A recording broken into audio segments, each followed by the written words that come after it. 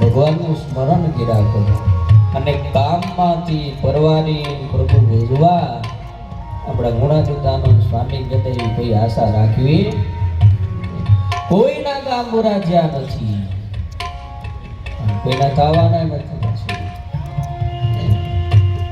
ભગવાનને ભજવા એક બહુ મોટી કળા છે.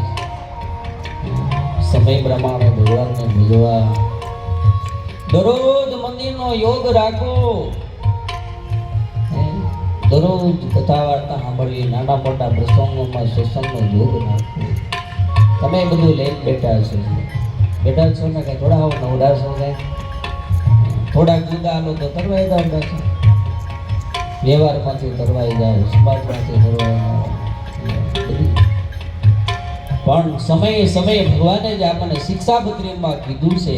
200 વર્ષ પૂર્ણ થાય છે શિક્ષાપત્રીમાં.